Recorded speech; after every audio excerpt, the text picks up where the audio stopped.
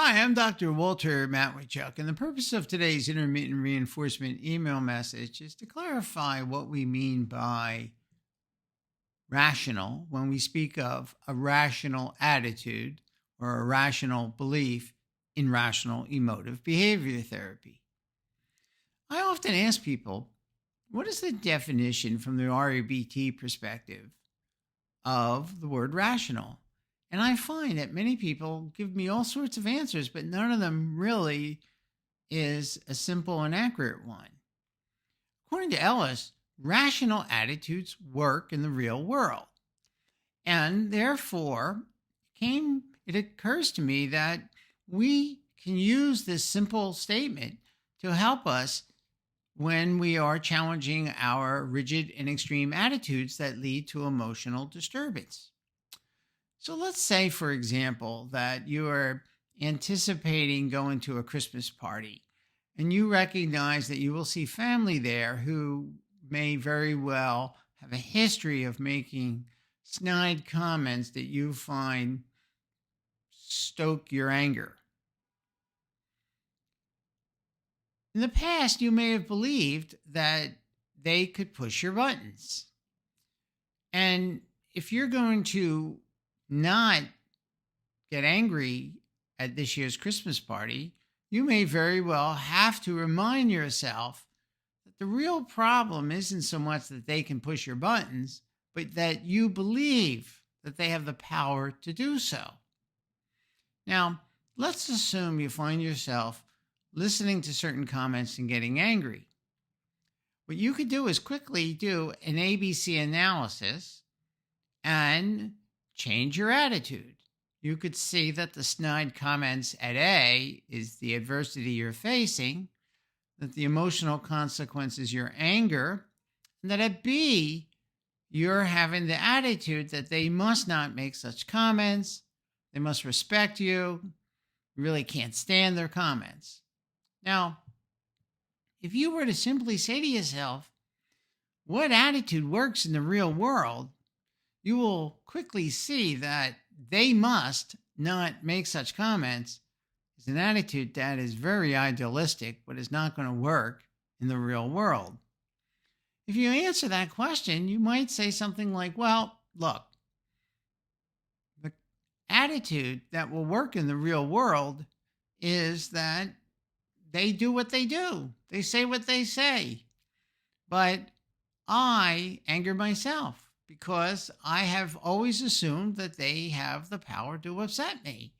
Once I change that assumption and see that my rigid attitudes are what actually make me upset, I can no longer experience anger when they make these comments. I can begin to feel disappointment, maybe a certain amount of sadness, but these are healthy and unavoidable because it would be better if family didn't make such snide comments or criticisms and direct them at particular parties, especially at a Christmas party.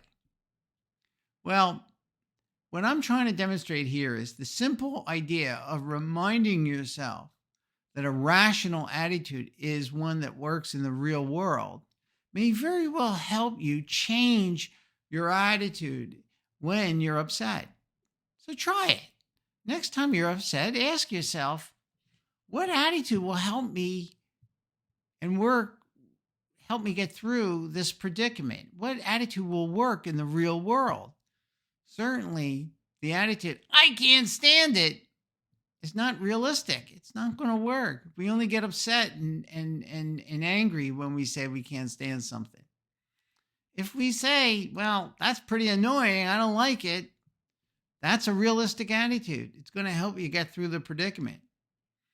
Let's take another example. Let's assume you have a lot of things to do. And it's Christmas time, and you're saying to yourself, oh my God, I'm so overwhelmed. I can't stand it. I have to get everything done at once. Well, you can do an ABC analysis. At point A, you have many things to do. At C, you have a great deal of anxiety. And at B, you have the attitude, I have to get everything done at once. I can't stand it. Now, you could ask yourself the magic question. Is this attitude going to work in the real world? I have to get everything done at once? What's the answer to that? Of course not. We can do one thing at a time. We can only be at one place, one store, shopping for one gift at a time. So rather than saying, I have to get everything done at once, you could say to yourself, that's not realistic.